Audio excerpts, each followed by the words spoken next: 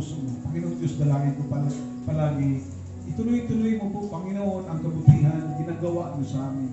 Huwag niyong hayaan, Panginoon, na malinglang ulit ang mga taong ito. Huwag niyong hayaan, Panginoon, na maagaw ang kanilang pag-ibig, maagaw ang kanilang atensyon, maagaw ang kanilang isipan sa iyo, Panginoon. Panatilihin mo, Lord, palagi ang aming kaluluwa, ang aming puso na nakabalot, Panginoon, sa iyong pag-ibig. Panginoon, Sama, Lord God, alam ko na nakikita niyo na, Panginoon, kung gaano ka nakahalaga sa buhay po namin.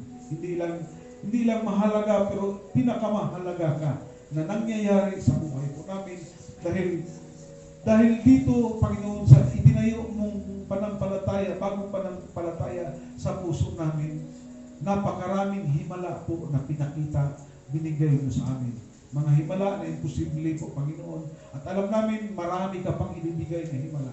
Salamat, Lord God, dahil tinuruan niyo po kami, Panginoon, na labis po na sumasamba sa iyo, labis po na magpupuri, labis po na dakilain ka.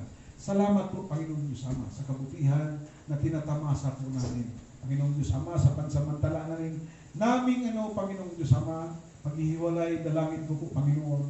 Pasalamat po, Panginoon Diyos Ama, dahil tuluyan mo pong pinanggaling ang karamdaman ni Kuya Dani, at alam ko po, Panginoon Diyos Ama, yung mga kahilingan po niya, palos na po, Panginoon Diyos Ama. Pagpapalain niyo po ang pamilya po niya at yung kahilingan po, Panginoon niya. Ganon din po, Panginoon Diyos, sa pamilya po nila ni Kuya Benji at Ate Marisa. Lord, may mga problema po sila na hindi po nila makayanan. Alam ko po, Panginoon, walang imposible sa iyo po, Panginoon Diyos Ama. Lord, turuan niyo po sila na lalo pang magtitiwala sa iyo. Turuan sila na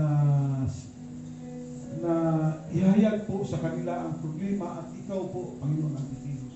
Maraming salamat po. Samahan niyo po sila sa kanilang hanap buhay. At Lord, pinasalamatan kita, Panginoon Diyos Ama, doon sa ginawa mo sa HOP family.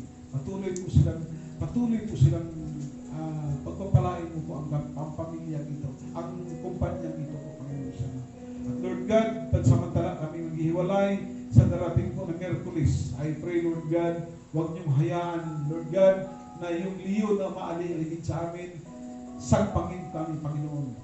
Yung plano ni Satanas, Panginoon, sama na kami po mapapahamak, I pray, Lord, wala pong mangyayari po, Panginoon, dahil nariyan yung banal na dugo po, Panginoon Diyos Ama, na nakabalot po sa amin.